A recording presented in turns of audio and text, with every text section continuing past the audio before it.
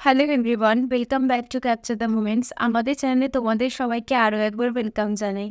তো আজকের পডকাস্ট শুরু করার আগে একটা কথা তোমাদেরকে বলি, যারা চ্যানেলে নতুন এসেছো তাদের জন্য বলছি, চ্যানেলটিকে সাবস্ক্রাইব করে নিও, কারণ আমাদের চলছে চ্যানেলে কীভাবে তোমরা যারা যারা সাবস্ক্রাইব করছো তাদের মধ্যে থেকে আমরা সিলেক্ট করবো লাকি একজন উইনারকে গিফট হ্যাম্পারের জন্য। সো দেরি করো না, চ্যানেলটিকে সাবস্ক্রাইব করে নাও। শুধুমাত্র 1K সাবস্ক্রাইবার কমপ্লিট হলেই আমাদের তরফ থেকে থাকছে গিভঅ্যাওয়ে। আর যেটা পুরোপুরি আমরা সেই লাকি উইনার কে হচ্ছে সেটা পুরোপুরি আমরা লাইভে এসে অ্যানাউন্সমেন্ট করব। সো দেরি করো না, চ্যানেলটিকে সাবস্ক্রাইব করে নিও। আর আমাদের প্রত্যেকটা পডকাস্টে তোমরা অনেক ভালোবাসা দিচ্ছ, অনেক কমেন্টস আসছে, সবাই অনেকে মেসেজেস করছো, নিজেদের স্টোরিগুলো আমাদের সাথে পাঠিয়েছো। তোমাদের প্রত্যেকের স্টোরি আমরা এক এক করে ডেফিনেটলি শেয়ার করব। সেরকমই আজকে নতুন একটা পডকাস্ট নিয়ে আসলাম। আজকের পডকাস্ট রাজস্থানের থেকে পাঠানো একজন সাবস্ক্রাইবারের। তো আজকে পুরো স্টোরিটা শোনার আগে আমরা একটু শুনে নেব তার পাঠানো সেই অডিও মেসেজ। চলো। एक चारपाई पे हनुमान जी बैठे हुए हैं, दूसरी चारपाई पे वो लेडी बैठी हुई है, रेड सूट में बैठी हुई है और घूंघट निकाल रखा है उसने बड़ा सारा। तो मैं हनुमान जी की तरफ जाने लगती हूँ, तो मतलब हनुमान जी मेरे को कह रहे हैं कि इधर आ जा, मेरे पास आके और बैठ जा। और मैं उनकी तरफ जा रही हूँ, तो मैं अचानक से ना मुड़ के देखती हूँ पीछे वाली साइड में उस लेडी की तरफ, और मेरा मन करता है मैं उस लेडी की तरफ जाऊँ, हनुमान जी को छोड़ के उस लेडी की तरफ जाऊँ। और मैं उस लेडी की तरफ चली जाती हूँ। वो लेडी में ना अपनी मतलब गोद में मेरा सर रख लेती है और मेरे कैसे लेटा लेती है, और लेटा के और अचानक से मेरे सर पे ऐसे हाथ फेरते फेरते बोलती है कि ना तेरे को समझ नहीं आता, तू मेरे साथ क्यों नहीं चल रही। और वो अपने जैसे घूंघट उठाती है ना वही लेडी, और मेरा जोर से गला दबाने लगती है, तू मेरे साथ क्यों नहीं चल रही, तेरे को समझ नहीं आता, तू मेरे साथ क्यों नहीं चल रही। তো তোমরা শুনলে, এটা হচ্ছে আনুল পাঠানো সেই অডিও মেসেজ, যেটা আমি তোমাদের সাথে সামান্য একটু ক্লিপ শেয়ার করলাম। এবার পুরো স্টোরিটা আমি বলছি। ঘটনাটা হচ্ছে রাজস্থানের ঘটা। অনু যে ছিল তার সাথে ঠিক কী হয়েছিল, মাত্র 16 থেকে 17 বছর বয়সের একটা মেয়ের সাথে কতটা ঘটনা, কীরকমভাবে ও সাফার করেছিল পুরো ওই সময়টা, সেটা নিয়ে আজকের এই পডকাস্ট। তো পুরো ঘটনাটা তোমরা শোনো, জাস্ট তোমরাও অবাক হয়ে যাবে এরকমভাবে ওর সাথে ঘটে। ঘটনাটা হচ্ছে আজ থেকে মোটামুটি কয়েক বছর আগে, 2019-এর ঘটনা। তো অনু ছিল রাজস্থানের একটা গ্রামে। তো অনুর বাড়িতে ছিল অনুর মা, ওর একটা ছোট বোন, আর ওর বাবা ছিল আর্মিতে চাকরি করতো। তো অনুদের ফ্যামিলিটা একটু বড় ছিল, মানে জয়েন্ট ফ্যামিলি। একটা বাড়ি ছিল, বাড়িটা অনেক বড় বাড়ি, আর বাড়ির মধ্যেই ছিল ওদের পাশে ও অনুর যে ছিল তার কাকা কাকিমা, ওদের ফ্যামিলি ছিল। রাজস্থানের সাইডে ছিল, আর বাড়িগুলো বেশ অনেকটা বড় বড়, ফাঁকা জমি ছিল অনেক, তার মাঝখানে বড় বড় বাড়ি যেরকমভাবে হয়ে থাকে ওরকম। তো অনু হচ্ছে ওর কাকা কাকি পাশে থাকতো, আর ওরা হচ্ছে মার সাথে 2 বোন থাকতো। তো একদিন কি হয়, অনুদের মানে পাড়াটা যেরকম ছিল ওই এলাকায়, তারা ওরকমভাবে কারোর সাথে সেরকম একটা মিশতো না, মানে নিজেদের মতনই থাকতো। তো একদিন ওই সামনেরই ওই অনুদের বাড়ির জাস্ট 1-2টা বাড়ির পরেই একটা হচ্ছে ফ্যামিলি ছিল, মানে হাজব্যান্ড ওয়াইফ ছিল। তো ওরা এক জায়গায় ঘুরতে যায়। তো ঘুরতে গিয়ে যখন ওরা আসে, ওদের পার্সোনাল কার নিয়ে ওরা গিয়েছিল। তো যখন ওখান থেকে আসার সময় কি হয়, ওদের কারটা অ্যাক্সিডেন্ট হয়। আর অ্যাক্সিডেন্ট হওয়ার পরে মানে যে হাজব্যান্ডের অবস্থা মোটামুটি ঠিক ছিল, বাট যার ওয়াইফ ছিল যে, তার অবস্থা ভীষণ খারাপ হয়ে যায়। তো তাকে হসপিটালে ভর্তি করা হয়, আর গাড়িটার অবস্থা তো ভীষণই খারাপ হয়ে যায়। এই ঘটনাটা ঘটার পরে পাড়ার মধ্যে একদম একটা হয় না যে সবাই খুব শান্ত চুপচাপ, কোনো মানে সেরকমভাবে কেউ কারোর সাথে কথা বলতো না, মানে এরকম একটা ঘটনা ঘটে যায় পাড়ার মধ্যে। একটু সবার মনও খারাপ ছিল, বেশ বাড়ি থেকে সেরকম একটা কেউ বেরোতো না, মানে একটা শুনশান পরিবেশে তৈরি হয়ে যায় কয়েকদিনের মধ্যে ওই জায়গাতে। মানে এরকম শুনশান যে, যেরকম একটা লকডাউনের সময় হতো যে কেউ কারোর সাথে সেরকম একটা মিশতো না, বেরোতো না, এরকম। তো যেহেতু বউটার যে ছিল ওয়াইফটা, তার অবস্থা খুবই খারাপ ছিল। তো সেই জন্য সে তো হসপিটালে ভর্তি ছিল, যেটা পাড়ার সকলে আর কি জানতো। আর অনু যে ছিল ও বেশি একটা কারোর সাথে সেরকম মিশতো না, তো বাড়িতে থাকতো। এবার একদিন অনুর মা মার্কেটে গিয়েছিল, মোটামুটি দুপুর 3:30টার দিকে যায়। তো ওর বোনকেও নিয়ে গিয়েছিল, অনুর যে বোন ছিল তা, তো ওকে দিয়ে ওর মা মার্কেটে যায়। আর অনুকে ওই সময় বলে যায় যে আমি এখন মার্কেটে যাচ্ছি, তো বাইরে থেকে মানে ভেতর থেকে ভালো করে লক করে ঘরে থাকিস। তো অনু ঘরেই ছিল, আর অনু একটু শান্ত টাইপেরই ছিল বরাবর। তো ও ভাবলো যে মা গেল তো একটু দুপুরবেলা একটু ঘুমাই, তো অনু ঘুমায় দুপুরবেলা। আর বাড়িতে সেরকম কেউ ছিল না, যেরকম বললাম পাশে কাকা কাকি ওদের ফ্যামিলি। তো ও সেরকম একটা কারোর সাথে কারো ওরকম যাতায়াত ছিল না, খুব কম দরকার হলে যেরকম যায় এরকমটা। তো ও বাড়িতে ছিল, অনু ঘুমাচ্ছিল। অনু ঘুমের মধ্যে স্বপ্ন দেখে। ঘুমের মধ্যে অনু স্বপ্ন দেখে যে মানে ঘরে কেউ নেই। অনু ওর মাকে খুঁজছে, ওর মাকে ঘরের কোথাও পাচ্ছে না। তো ঘরে খুঁজতে খুঁজতে বারান্দায় যায়, বারান্দায় যাওয়ার পরে ওর কাকিকে দেখে, ওর কাকিও ওর মাকে খুঁজছে। তো ও অনু ওর কাকিকে জিজ্ঞেস করে যে তুমি কাকে খুঁজছো? তো বলে তো ওর মাকে খুঁজছি। তো বলে মাকে তো আমিও পাচ্ছি না, মাকে আমিও খুঁজছি। পুরোটা কিন্তু অনু স্বপ্নটা দেখছিল। তো তখন অনু ভাবে যে ঠিক আছে তাহলে একটু বাইরে গিয়ে দেখি, বাড়িতে নেই তাহলে একটু বাইরে যাই। তো অনু ঘর থেকে বেরোয়, সেই রাস্তাটা মানে বাড়ির সামনে যে রাস্তা সেদিকে যেতে থাকে। তো যেতে নিয়ে দেখে যে বাড়ির সামনে একটা অনেক বড় সাদা একটা গাড়ি এসে দাঁড়ায়। তো অনু ঠিক দাঁড়িয়ে যায় গাড়িটাকে দেখে। আর সবাই যেন ওই যে বাড়িতে বললাম যে অ্যাক্সিডেন্ট হয়েছে, সেই বাড়ির দিকে সবাই গাড়ির ভেতর থেকে লোকজন বেরিয়ে দৌড়ে দৌড়ে সেই বাড়ির দিকে যাচ্ছে। মানে যেন একটা শোক প্রকাশ করতে বা কিছু একটা ঘটে গেছে সেখানে। তো এরকমভাবে সবাই বাড়ির থেকে বেরিয়ে দৌড়ে দৌড়ে গাড়ির থেকে বেরিয়ে ওই বাড়ির দিকে যাচ্ছে। তো অনু ওদিকে দেখতে থাকে দাঁড়িয়ে, দেখতে দেখতেই তো অনু ফট করে পেছন ফেরে দেখে মানে সাইডে একটা বড় গাছ ছিল। তো দেখে ওই গাছের পাশ থেকে কেউ উঁকি দিচ্ছেন। উঁকি দিয়ে মানে অনুকে ডাকার চেষ্টা করছে একজন মহিলা। আর সেই মহিলাটা যে ছিল তার পুরো বডি রক্তেই রক্তাক্ত। আর অনুকে মানে জাস্ট হাতটা মানে গাছ থেকে হাতটা গাছের মধ্যে হাতটা দিয়ে মাথাটা বের করেই অনুকে ডাকছে। অনু ভীষণ ভয় পেয়ে যায়। আর যখনই ওই মহিলাটা এক দু পা অনুর দিকে আগায়, অনু পুরো দৌড়ে দৌড়ে ভয়ে ঘরে চলে আসে। জাস্ট ঘরেও ঢুকতে নেয়, তখনই পেছনের দরজা দিয়ে, অনুদের একটা ঘরের পেছন সাইডে দরজা ছিল, সেই দরজা দিয়ে অনু দৌড়ে ঢুকতে নেয়। ঠিক তখনই দেখে যে অনুর মা ওখানে দাঁড়িয়ে। এই পুরো বিষয়টা স্বপ্নতে, মানে জাস্ট সেটাও ওর মাকেও দেখতে পায় আর স্বপ্নটাও ভেঙে যায় আর খুব চিৎকার করে ওঠে ঘরের মধ্যে। তো তারপরে তো ঘুম থেকে ওঠার পরে তখন মানে যেরকমভাবে স্বপ্নটা ভেঙে যায়, তারপরে অন্য তো আর ঘুমাতে পারে না, কারণ ভীষণ ভয় পেয়ে যায়। বুঝতে পারছো 16-17 বছর খুব একটা বেশি বয়স না, তো মন নিয়ে অটোমেটিক একটা ভয় কাজ করে। তো তারপরে আনু ভয় পেয়ে যায় আর ঘুমায় না, তারপরে ও ঘরেই থাকে। কিছুক্ষণ পর ওর মা চলে আসে। তো ওর মা আসার পরে অনু খুব কান্না করতে করতে ওর মাকে কথাগুলো বলে। তো অনু হচ্ছে ওর মা তখন ওকে বলে যে এরকম কোনো কিছু না, এগুলো স্বপ্ন, কিছু হবে না। আর আমাদের বাড়িতে তো বজরংবলীকে আমরা এত মানি, আর অনুর মা সবাই বজরংবলীর খুব ভক্ত ছিল। তো বলে যে আমরা তো এত মানি, আমাদের বাড়িতে ঠাকুর আছে, কিছু হবে না, এগুলো ভয় পাস না। তো ঠিক আছে, নর্মালি থাকে অনু, আস্তে আস্তে ভয়টা কাটে। তো তারপরে সেদিনকে রাত্রে অনু যখন ঘুমায়, তো অনু ঘুমানোর পরে অনুর কাছে সেম আবার একটা স্বপ্ন আসে। সেই স্বপ্নতেও সেই মহিলাটাই, মানে অনু জাস্ট ঘুমাতেই অনুর সামনে আসে সেই মহিলাটা, এসে অনুকে হাত ধরে টানে। আর একটা হাত ওর এত শক্তভাবে ধরে টানে যে মানে জাস্ট হাতটা ধরে টানতেই অনুর ঘুমটা ভেঙে যায়, অনু চিৎকার করে ওঠে। আর ওঠার পরে অনু বুঝতে পারে যে ওর হাতের এক জায়গায় যেখানে স্বপ্নের মধ্যে হাতটা ধরেছিল, ওই হাতের সেই জায়গাটা কিন্তু একটা লাল নিশান হয়ে যায়। এমনকি ওর সেই ডান হাতটাও শোল্ডার থেকেও ব্যথায় উঠাতে পারে না। তো এটার পরে অনু ভীষণ ভয় পেয়ে যায়, খুব কান্নাকাটি করে ওর মাকে ডাকে, যেহেতু ওর বোনের সাথে ঘুমাতো, তো ওর মাকে ডাকে। তো ওর মা চলে আসে, ওর মা আসার পরে সেদিন রাত্রে ওর মা অনুকে আর একা ছাড়ে না, ওদের সাথে সেই রুমেই ঘুমায়। আর খালি বলে যে কিছু হবে না, ঠাকুর আছে, সব ঠিক হয়ে যাবে, সব ঠিক হয়ে যাবে, এরকম বলতে থাকে। তো ঠিক আছে, এরকম চললো। এবার নেক্সট ডে সকাল থেকে যেরকম অনু বাড়িতেই ছিল ভালো মতো নর্মালি, অনু ভাবছে যে ঠিক আছে হয়তো স্বপ্নই দেখছি, আস্তে আস্তে ব্যাপারটা নর্মাল হয়ে যাবে। তো অনু ঘরেই থাকে। এবার সন্ধ্যের দিকে ওর মা রান্না করছিল, তো রান্না করতে করতে ওর মা অনুকে বলে যে একটু সবজি দেয় আর কি, মানে রান্না করতে করতে কিছু সবজি অনুকে দিয়ে বলে যে ওর কাকিরা যে পাশে, মানে একই বাড়ি বাট একটু পাশে ঘর, ওখানে দিয়ে আসতে অনুকে। তো অনু ঠিক আছে, অনু আবার একটু ভয় পেতো, মানে ঘরের থেকে সন্ধ্যাবেলার দিকে এমনিতেও একা বেরোতে চাইতো না, বেরোলেও ওখানে দৌড়ে দৌড়ে যেত, দৌড়ে দৌড়ে চলে আসতো, মানে একটা ভয় কাজ করতো ওর মনে।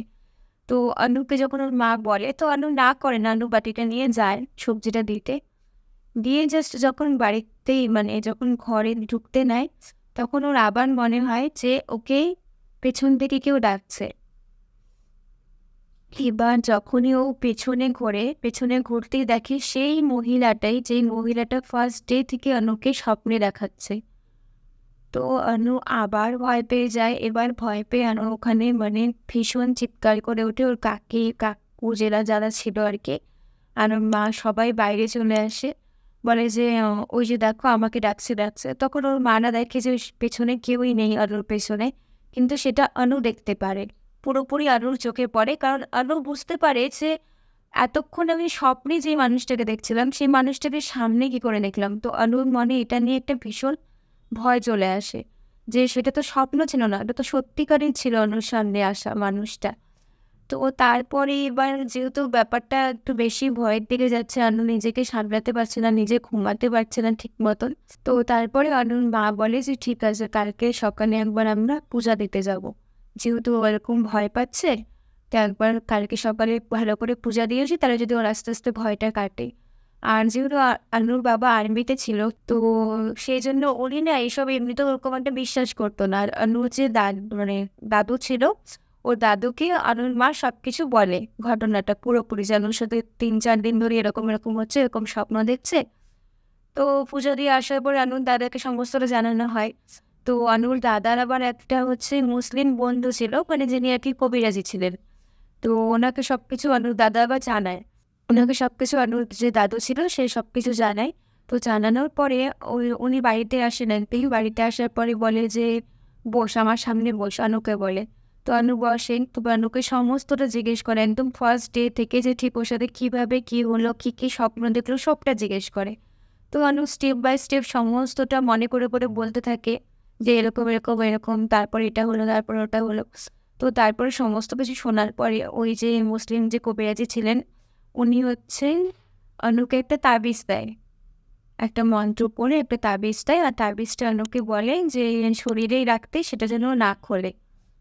তো সেই তাবিজটা পড়ার পরে অনু বেশ কিছুদিন ভালো যাচ্ছিল। মোটামুটি 3-4 দিন অনু কোনো স্বপ্ন দেখে না। অনু ভালো মতন দিন চলছিল ওর। আর অনু তো বাইরে যেতে একটু ভয় পেত, কিন্তু সে তাবিজ পড়াকালীন অনুর কিন্তু আর কোনো বাইরে যেতেও ভয় পাচ্ছিল না। মানে সন্ধেবেলা ও বাইরে যেতেও পারছিল, ও শান্তি মতন ঘুমাতেও পারছিল। তো ও মনে করছিল যে ওর নর্মাল লাইফটা হয়তো আবারও পেয়ে গেছে। কিন্তু ব্যাপারটা এখানে স্টপ ছিল না। এবার কি হয়, অনুর বাড়িতে অনুর মা একদিন অনুকে বলে যে তুই ঘরে থাক, আমি একটু মানে যেই বাড়িতে আর কি ওর মারা গেছিল আর কি, তার পাশে আশেপাশে কোনো একটা বাড়িতে অনুর মা যাওয়ার কথা ছিল, কারণ ওখানে শীতলা পূজা ছিল। তো অনুর মা অনুকে বলে তুই বাড়িতে থাক, পূজার ওখানে কী কী লাগবে না লাগবে আমি একবার ভালো করে শুনে আসি, আন্টির ওখানে কথা বলে আসি। তো অনু বাড়িতে ছিল, অনুর বোনও সেই সময় বাড়িতেই ছিল। তো অনুর মা যায় সে ওই প্রতিবেশী বাড়িতে। তো যাওয়ার পরে কিছুক্ষণ পরেই মানে গল্পে গল্পে কথা ওঠে যে যেই বাড়িতে অ্যাক্সিডেন্ট হয়েছিল সেই মহিলা মানে 5-6 দিন আগেই মারা গেছে। কিন্তু অনুরা কিন্তু এটা জানতো না, মানে সবাই জানতো যে উনি হসপিটালাইজ, বাট উনি যে মারা গেছেন সেটা কিন্তু কারো জানা ছিল না। এবার তখন একটা লজিক অটোমেটিক কাজ করে যে যেহেতু 4-5 দিন আগে মারা গেছে, আর ওনাদের মেয়ের সাথেও সেই ঘটনাগুলো সেরকম সময় থেকেই ঘটছে। তো এই ব্যাপারটা একটু ভাবনার বিষয় হয়ে যায় ওর মার কাছে। ওর মা একটু চিন্তা করে যে ব্যাপারটা তাহলে এরকম, তাহলে কীভাবে সম্ভব। আর এমনকি যে সাদা গাড়িটা অনু দেখেছিল, সেই সত্যিকারের সাদা গাড়িটাও কিন্তু ওই বাড়ির সামনেই দাঁড়ায় সেদিন। কারণ যেহেতু ওনার বডিটাকে নিয়ে আসা হয় সেই 4-5 দিন আগে যে মারা গেছে বলল, আর সেই গাড়িটা সত্যিকারেরই সেদিন ছিল বাড়ির সামনে। তো মানে একটা জিনিস কি হলো, এতক্ষণ অবধি অনু যেটা স্বপ্নে দেখছিল, অনুর স্বপ্নের সাথে কিন্তু বাস্তবেরও অনেকটা মিল ছিল, যেটা আমরা বুঝতে পারলাম। তো এবার অনু ঘরেই সেরকম ওর মা তো সমস্তটা শুনে টুনে চলে আসে বাড়িতে। এবার অনু ঘরে ছিল। এবার হঠাৎ করে আরও স্নান টান করে আসে। তো আসার পর দেখি যে ওদের টেবিলের মধ্যে বুন্দিয়া রাখা, আর সেদিন ছিল মঙ্গলবার। তো অনু ভাবে যে হয়তো মা পুজো দিয়েছে বা কিছু, বা কেউ হয়তো প্রসাদ দিয়েছে, বুন্দিয়াগুলো দেখে বজরংবলীর প্রসাদ ভেবে অনু ওর মাকে আর জিজ্ঞেসই করে না, অনু ওই সোজা বুন্দিয়াগুলো খেয়ে নেয়। এবার এই বুন্দিয়াটা যে অনু খেয়ে নেয় সেটা অনু আবার একটা ভুল করে বসে। কারণ যে বুন্দিয়াগুলো রাখা ছিল সেটা কে এনেছে জানা নেই, কোনো কিচ্ছু জানে না, এমনকি ওর মাকেও জিজ্ঞেস করে না, সোজা খেয়ে নেয়। সেই দিন থেকে অনুর মধ্যে আবার সেরকমভাবে ভয়গুলো কাজ করতে থাকে। ও আবার ঘুমোতে যায়, ওকে আবার সেই স্বপ্ন দেখানো হয়। আর এবার স্বপ্নতে মানে এরকমও দেখানো হয়ে যে স্বপ্ন মানে অনু এরকম দেখে যে ওকে মানে ও এক জায়গায় যাচ্ছে, হাঁটছে, সামনে একটা সোজা রাস্তা দিয়ে হাঁটছে, হাঁটতে হাঁটতেও দেখতে পায় যে দুটা হচ্ছে বিছানা পাতা, মানে যেরকম ক্রিম খাটগুলো হয় ওরকম টাইপের দুটা খাটিয়া টাইপের রাখা রাস্তার দুই পাশে। এক পাশে বজরংবলী আছে, আরেক পাশে একজন লাল শাড়ি পরা মাথায় ঘোমটা দেওয়া একজন বউ বসে আছে। তো অনুকে ফার্স্টে বজরংবলী ডাকছে, মানে পুরোটাই স্বপ্ন। অনুকে বজরংবলী ডাকছে আর বলছে যে তুই আমার কাছে আয়, আয়, কিছু হবে না, আয়। আর এদিকে যে বউটা বসেছিল, বউটা বেশ সুন্দর একটা বউ, সেই বউটাও কিন্তু অনুকে কন্টিনিউ ডাকছে যে তুই আমার কাছে আয়। এবার অনু সেই ঠাকুরের দিকে না গিয়ে ও কিন্তু বউটার কাছে চলে যায়, মানে বউটার রূপেও এতটা বয়স হয়ে যায়, ও সোজা বউটার কাছে চলে যায়। তো বউটা ওকে কোলের মধ্যে শুতে বলে, মাথা রেখে শোয়। ওর মাথা টিপে যেতে যেতে ফট করে বউটা ওর গলা চিপে ধরে আর চিৎকার করে বলতে থাকে তোকে আমার সাথে যেতে হবে, তুই আমার সাথে চল। এবার অনু ভীষণ ভয় পেয়ে যায়, মানে চিৎকার করে ওঠে ঘুমের মধ্যে, কারণ ও বুঝতে পারে যে ঘুমের মধ্যে ওর কেউ গলাটা চিপে ধরে আছে। অনু ভীষণভাবে চিৎকার করে ওঠে। তারপরে ওর মা চলে আসে। তারপরে ওরা যেটা বুঝতে পারে যে সেই দিন থেকে, যেদিন ও বুন্দিয়াটা খেলো, সেই দিন থেকেই অনু আবার স্বপ্ন দেখা শুরু করেছে। তো কোথাও একটা গিয়ে যে তাবিজটা ওর হাতে বাঁধা ছিল সেটা হয়তো কাজ করছে না, তো অনু খুব ভয় পেয়ে যায়। এমনকি সেদিন রাত্রে অনু আর সারা রাত ঘুমায় না ওই স্বপ্ন দেখার পর। তখন ওর মা ওকে খুব বকা দেয় যে তোকে তো ঠাকুর হয়তো বাঁচাতেই এসেছিল, কিন্তু তুই ঠাকুরের কথা না শুনে তুই অন্য অচেনা মানুষটার দিকে চলে গেলি কেন? তুই স্বপ্নেই যখন চলে গেলি তাহলে তুই সত্যিকারেরও যেতেই পারিস। তো এরকম বলে ওর মা ওকে একটু বকাবকি করে। অন্য ব্যাপারটাকে একটু ভয়ে ভয়ে চুপ হয়ে যায়, আর কিছু বলে না। তো তার পরের দিন সকালে অনুর বাবা যে ছিল, ওর বাবার একজন কাকি ছিল একটু বয়স্ক, সেই রাজস্থানে কিন্তু একটু দূরে। তো ওনার বাড়িতে সেদিন কেউ ছিল না, তো উনি আর কি অনুর মাকে ফোন করে। অনুর মাকে ফোন করে বলে যে আমার বাড়িতে তো আজকে কোনো রিলেটিভ থাকবে না, কেউ নেই, তাহলে অনুকে যদি অনুকে যদি তোমরা পাঠাও তাহলে ভালো হয়, আজকে রাত্রিটা আমার সাথে থাকবো, তাহলে আমি না হলে একা থাকবো। তো অনু ওর মাকে মানে অনুর মা অনুকে বলে যে এরকম এরকম ওই ঠাম্মা ফোন করলো, তুই যদি যাস তাহলে ইচ্ছা হলে বল, যদি না যাস তাহলে আমি না করে দিচ্ছি। তো অনু একবার চিন্তা করে যে এরকম যাবো কি যাবো না, যদি আবার স্বপ্ন দেখি। তারপর অনু ওর মাকে বলে যে ঠিক আছে, আমাকে তো কখনো ওরকমভাবে ঠাম্মা ডাকে না, যখন একবার ডাকলো তারপরে যাই, আমি 10 মিনিট পর পর ফোনে অ্যালার্ম দিয়ে রাখবো যাতে আমার না ঘুম পায়। আর অনু কি ঘুমাবে না, মানে অনুর থেকে অনুর মা বেশি জাগনা থাকতো যাতে ওনার মেয়ের সেরকমভাবে আবার কোনো ক্ষতি না হয়। তো অনু মা রাজি হয় যে ঠিক আছে তুই ফোনে তাহলে অ্যালার্ম দিয়ে রাখিস আর জাগনা থাকিস, ঘুমাস না। তো ওই ঠাম্মা বাড়ি যায়। এবার যাওয়ার পরে রাত্রেবেলা মানে অনু কিন্তু ফোনে 10 মিনিট পর পর অ্যালার্ম দিয়ে রেখেছিল যাতে ও ঘুম না পায়। বাট কি হয়, মানে সাডেনলি অনুর খুব ঘুম পেয়ে যায়, সেটা 5 মিনিট হতেই অনুর চোখ লেগে যায় আর ও একদম ঘুমিয়েই পড়ে। এবার ঘুমাতেই অনুর কাছে আবার ওরকমভাবে স্বপ্ন আসে যে সেই মুখ, সেই মানুষ যার বডিতে খুব রক্তে রক্তাক্ত ওরকম একটা মানে অদ্ভুত মুখ নিয়ে অনুর মুখের সামনে চলে এসে বলছে যে তুই আসলি না তো, এবার তোর বোনকে আমি আমার কাছে নিয়ে আসবো, তনুকে আমি নিয়ে নেব। আর অনু ঘুমের মধ্যে খুব চিৎকার করে বলতে থাকে যে আমাকে নেও কিন্তু আমার বোনকে ছেড়ে দাও, আমাকে নিয়ে যাও, বোনকে ছেড়ে দাও। আর অনু ঘুমের মধ্যে চেষ্টা করে বজরংবলী সেই হনুমান চালিসাটা পড়ার, কিন্তু মানে সেই সময় মন্ত্রটাও ও উচ্চারণ করতে পারে না, মন্ত্রটা মনেই পড়ে না যে উচ্চারণ করবে, সেখানে শুধু ও জয় বজরংবলী বলে বলে সেই স্বপ্ন থেকে নিজেকে বের করার চেষ্টা করে।